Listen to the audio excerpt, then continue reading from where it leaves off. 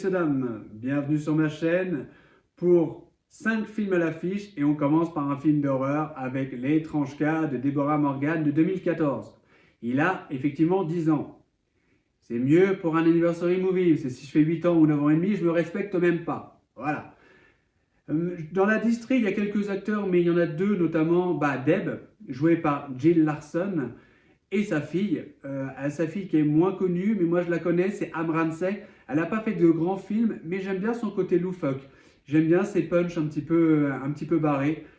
Dans ce film, c'est pas la même chose. Elle va voir sa mère un petit peu dépérir, diminuer, donc elle va être victime de ça. Le résumé est très simple, c'est des étudiants au nombre de 3 qui veulent faire une thèse sur Alzheimer. Ils regardent à droite, à gauche pour trouver un cobaye. Hey, pas ce mytho, c'est un cobaye. Et l'autre côté, moyennant de l'argent. Voilà, chacun y trouve son compte. Ce qu'ils ne savaient pas, c'est que elle n'est pas seule invitée dans sa tête. Ouais, elle est possédée. Et du coup, ça va poser quelques problèmes. Et c'est l'intérêt de ce film. Alors, on me dirait, ce film, en 2024, est-ce qu'il tape bien? Je dirais, il tape inaperçu. Ce qui m'étonne un peu plus, c'est qu'il est passé quasiment inaperçu en 2014 également. Et peu des gens, parce que on a des potes qui aiment bien les films d'horreur, potes, filles, garçons. Notamment, je connais presque plus de filles qui aiment les films d'horreur que de mecs. Mais celui-là est passé à la trappe de tout le monde quasiment. Un film assez sympathique d'une femme qui, plus elle se diminue, plus elle est dangereuse. L'idée est bonne. De traiter Alzheimer, ça osait pas trop. C'est pareil, taper tout ce qui est un peu maladie mentale, c'est compliqué. Le film le fait très bien. Le film le fait très bien. J'avoue qu'à la fin, ils peuvent pas faire mieux. Parce que vous allez comprendre que décortiquer le film, je peux pas. C'est des moments où ils vont placer des caméras, il va y avoir du suspense, des moments où tu t'attends pas à ce que ce soit là, mais bien évidemment qu'elle va être là. Il y a un passage où elle tapait dans la communication, c'était son ancien taf, ça a été le taf de toute sa vie d'ailleurs. Et dans le grenier, il y a l'appareil avec les fils qu'on connecte et tout, et elle va entendre des signaux qui ne sont pas naturels. Quand tu retrouves la dame qu'elle n'a rien à foutre là-haut, qu'elle n'est pas censée avoir la capacité de monter et complètement à poil, j'ai pas spécialement peur, mais je grimpe pas. Je suis pas fou. Le film tente des trucs avec, c'est pareil, un suspense avec le voisin. Le suspense avec les 3 étudiants qui flippent et voilà, il va y avoir des crasses. Et à la fin, à l'hôpital, elle va carrément kidnapper une gamine. Elle va kidnapper une gamine pour l'emmener dans une grotte. Poursuivi dans la forêt, il y a quelques rebondissements qui sont bien sympathiques.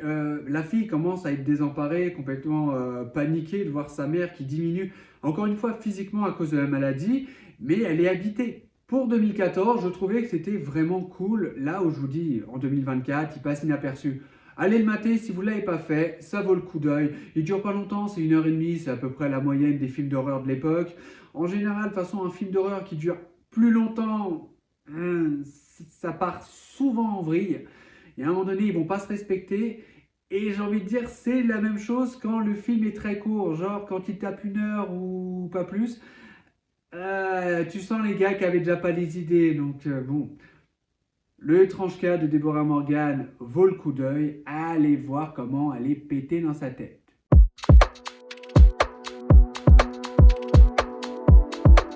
Un film qui a 30 ans. Léon. Pas la voiture. Pas le président non plus. Ah, c'est peut-être parce que je l'ai mal prononcé.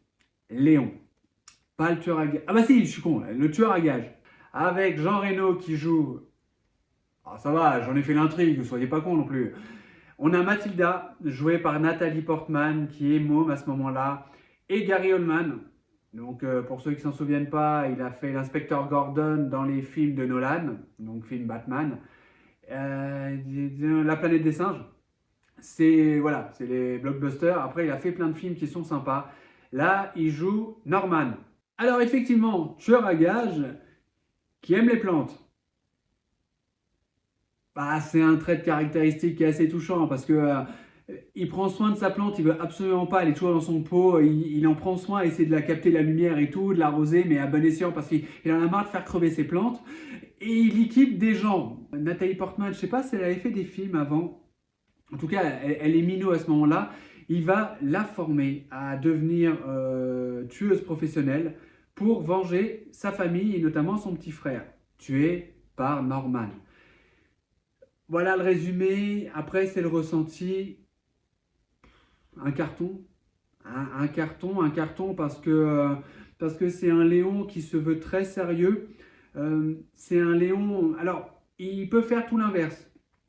Il peut faire tout l'inverse, notamment d'un film que j'ai bien aimé, qui n'a pas été encensé par la critique, loin de là, c'est Wasabi, où il zingue tout le monde et il retrouve sa fille qui était asiate, japonaise, parce que il s'était amouraché d'une japonaise, mais il ignorait qu'il avait une fille. Et là, c'est un film d'humour en permanence, c'était marrant, il n'a pas trop marché, il est capable de le faire. Il est capable aussi d'être un peu héros dans le blockbuster de Godzilla de 97. Oui, vous doutez bien que je vais le placer en 97 si la chaîne perdure jusqu'à là. Et là, il est beaucoup plus sérieux, il est beaucoup plus froid et ça lui va aussi. Je pense que c'est la période où il a cartonné, Jean Reno. Vraiment. Milieu 90 jusqu'à début 2000, c'est véritablement là son ascension. Donc, un film qui se veut émouvant quand il doit l'être. Oui, monsieur va clamser à la fin. Elle va réussir à se venger, mais il y a une trame au-delà de ça. Il y a des questions, il y a du déguisement, il y a beaucoup de réflexions sur comment on en vient à tuer des gens. Et est-ce qu'il était inhumain de base? De cette période-là, ses meilleurs films, on note Luc Besson, bien évidemment. D'ailleurs, il y aurait une petite polémique comme quoi il aurait un peu abusé de Nathalie. Par contre, elle a dû être impactée par ce film, tout simplement parce que elle a joué en France et sa maison secondaire est en France. Son petit ami, qui entre-temps l'a trompé, ce connard, est un Français. Et du coup, elle aime bien, elle a essayé d'apprendre le français. Elle essaye aussi, à travers des punchs, de l'humour aux États-Unis, de faire comprendre la langue française, notamment. Je vais vous apprendre un mot, c'est chelou. J'adore quand elle essaye de parler français, mais respectueusement. Donc je pense qu'elle a été impactée de ce film, qui a peut-être même lancé sa carrière, finalement. Donc Léon est un carton. Il est pas très long, donc si vous avez rien à foutre d'une après-midi, vous dites oh, télé-réalité ou Léon? Si vous vous posez la question, je vous mets une baffe. Bien évidemment, Léon. Sinon, je vous bute. Allez, suivant.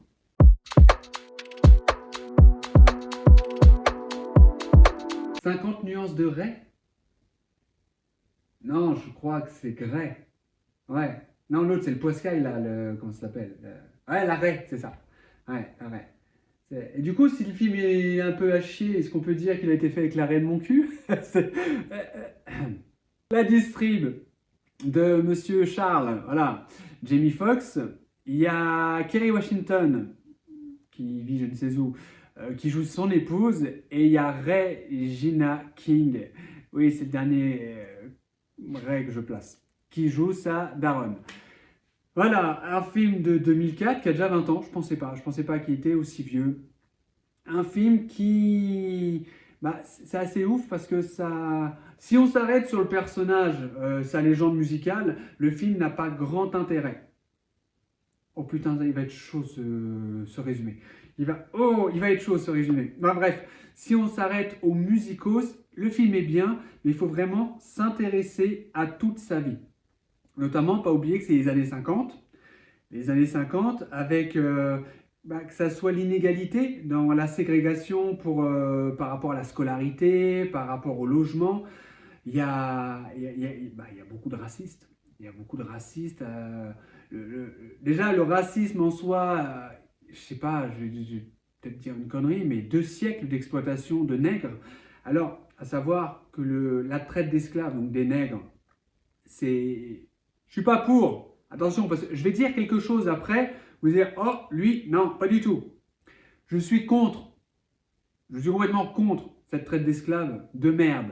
Vraiment. De ces fils de... Et certains Américains éduqués à l'ancienne sont de purs racistes. Non, moi je vais m'arrêter sur le mot nègre. Je n'ai pas de problème avec ce mot. Beaucoup le voient comme un mot péjoratif. Nègre, nigger, du latin. Oui, vous allez imaginer, je sais pas, est-ce que je pourrais vous placer une musique forcément où ça balance du My Nigga en permanence? I get high as I want a nigga. Go against me for show, you's a goner, nigga. This is for my niggas on the block, twisting trees and cigars. For the niggas on lock, doing life behind bars. Vous avez compris l'idée, voilà. Non, nègre veut dire noir. C'est un noir, c'est une belle couleur, c'est une belle progéniture. Donc en fait, c'est bien. D'un black à un black, hein. Il n'y a que eux qui ont le droit de se permettre de dire ça. Mais moi, je ne le vois pas comme une insulte. Quand je me permettrai jamais de le dire face à un blackos, de dire « t'es un nègre ». Mais sortant de ma bouche, c'est pas une insulte. Je sais que c'est une belle engeance. Voilà. Donc du coup, dans ce film-là, Ray Charles bouffe parce que il y a le cas de l'inégalité. Et ouais, il prospère pas à cette époque. Hein. Ça bouffe. Comme si ça ne suffisait pas. Il est aveugle, deuxième handicap, et il essaye de percer dans le showbiz. Il va tomber sous la cocaïne. Wow. Et le mec va avoir un succès fou. Il va réussir à dépasser tout ça. Un mental de barré, hein, un mental de barré. Donc le film traite du tout au tout. C'est ça qui est intéressant au-delà de l'artiste lui-même. Donc si on ne s'intéresse pas à son histoire et à la période, oui, le film... C'est pour ça, là, en fait, moi j'ai adoré ce film. Il y en a qui n'aimeront pas parce qu'ils vont dire « Ouais, c'est quand qui tapote à Gilbert Montagnier sur son putain de clavier, le reste on s'en va. » Effectivement, si vous attendez que ça, vous allez être un peu déçu du film. Si vous allez chercher un petit peu plus loin dans l'histoire, c'est un excellent film que j'ai beaucoup aimé. Pareil, alors il y a un truc, il est très infidèle. Je ne suis pas pour l'infidélité. Je viens de toucher mon rideau. Voilà, mais il a eu beaucoup de maîtresses, beaucoup de femmes, voilà. Et son épouse, donc jouée par Kerry Washington, joue très bien aussi. On sent qu'elle souffre en étant avec lui, mais qu'elle va jamais le lâcher. Il y a des moments poignants. Jamie Foxx, il incarne ce personnage à merveille, vraiment à merveille. Ça est collatéral. Je veux dire, il a pris son ascension à ce moment-là, lui. Donc, je vous conseille de le revoir, ou pour ceux qui n'ont pas osé parce qu'ils se sont dit, tiens, on va se faire chier. Maintenant, vous le savez, hein, si vous ne voulez pas l'histoire complète, je vous le déconseille. Si vraiment vous voulez découvrir le bonhomme, et il y a multiples rebondissements, tapez-vous ce film. Et non, je ne prononcerai plus le nom. Quoi? J'ai dit 50 nuances de Grey. Je me suis auto-piégé.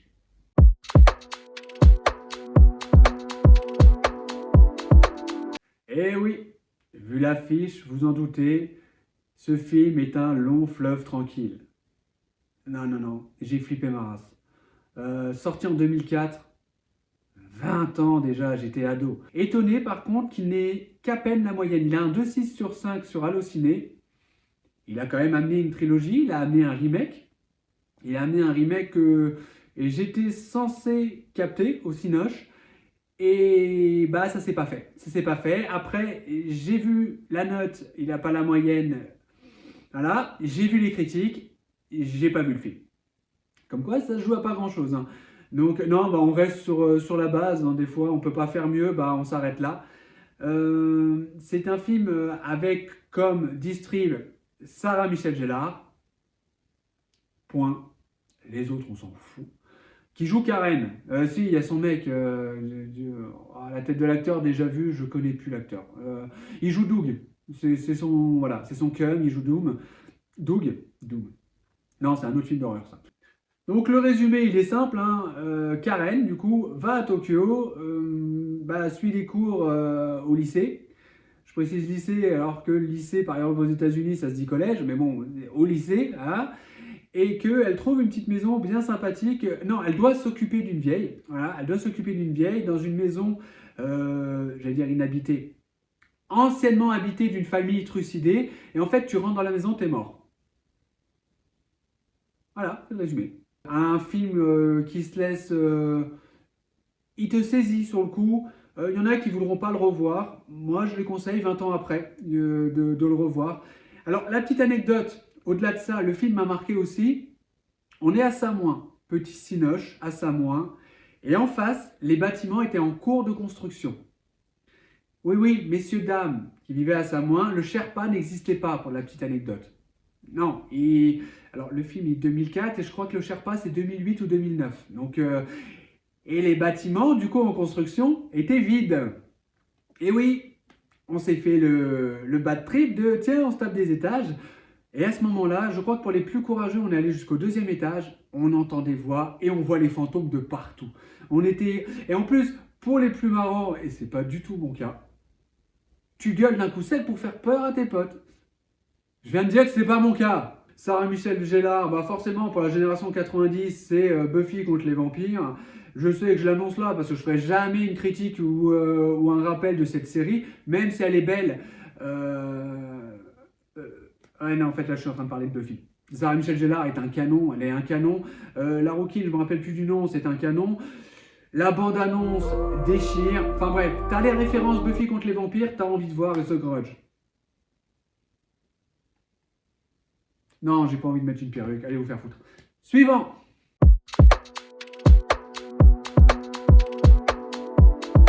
Ghostbusters de 1984. Oui, 84. Ce qui fait...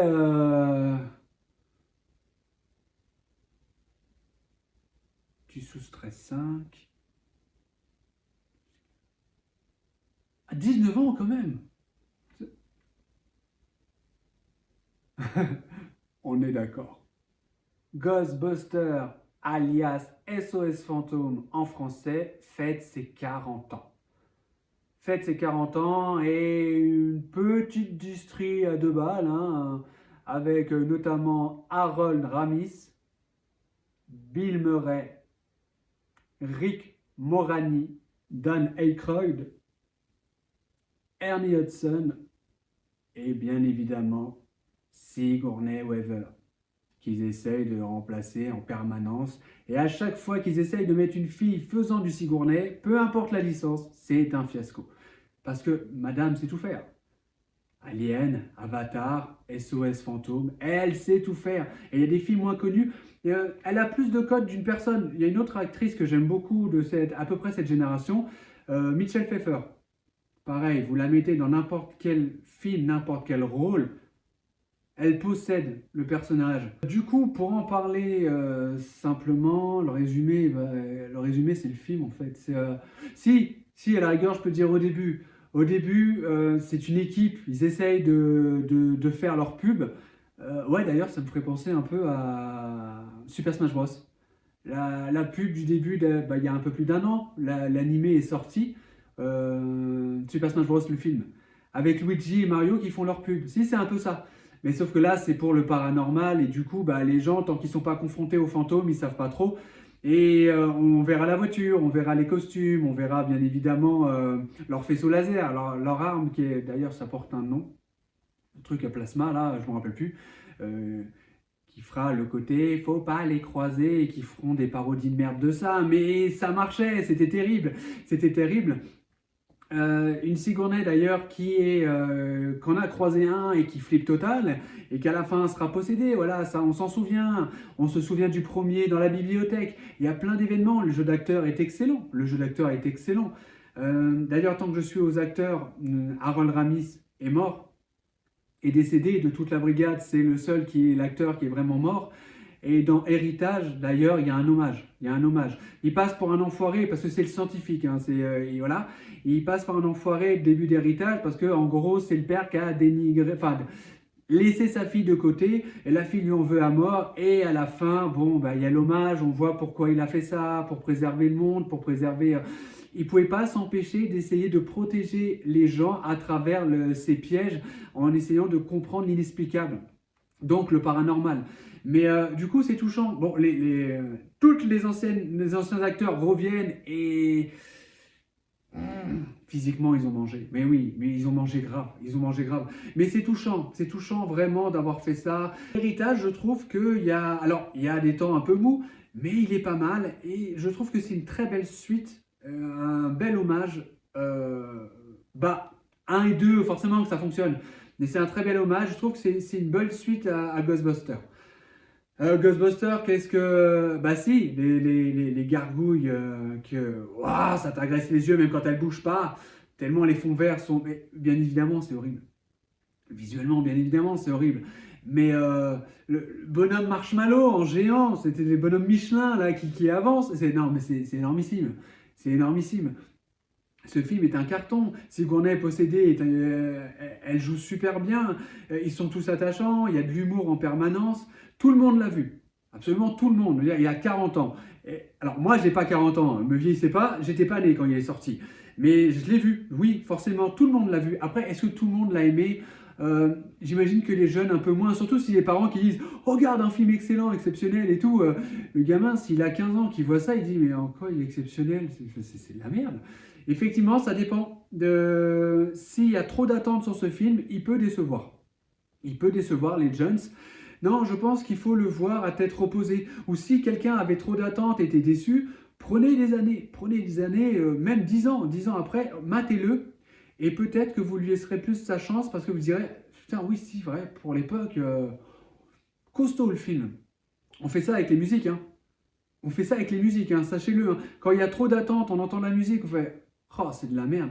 La deuxième fois, tu l'entends, oh, c'est de la merde. La troisième fois, tu commences à fredonner, t'es foutu, frère. Et quoi qu'il arrive, je vous le conseille, faut le revoir. Faut le revoir. Et pour les plus jeunes, matez-le une fois, faites votre idée. À savoir que, bien évidemment, le visuel sera dégueulasse par rapport à ce que vous connaissez là. Mais c'était il y a 40 ans. Et c'était un chef-d'œuvre même visuellement il y a 40 ans. Ça n'avait jamais été tenté, enfin aussi bien réussi. Si vous enlevez ça, vous avez tout de même des jeux d'acteurs géniaux. Vous avez de l'humour en barre, avec des choses, même des stéréotypes qu'on ne pourrait plus maintenant. Vous aviez les costumes et l'atmosphère en général. Pure souche des années 80. On se bat musicalement pour, notamment les générations des vieux, se battent pour conserver la musique des années 80. Ce serait bien de se battre aussi pour les films parce qu'ils valent le coup. Et là, je suis en train de défendre un truc alors que j'étais même pas né. Donc, matez-le ou pas, allez vous faire foutre. Moi, je vais le mater. Je vais commencer par le 2 parce que je me souviens que les égouts, ça m'énerve. Donc en attendant, je vous dis à très très vite sur 91% et je ne dirai pas la suite parce que j'ai misé 50 balles pour pas dire tcha-tcha. Je l'ai pas dit en entier. Je l'ai pas dit en entier.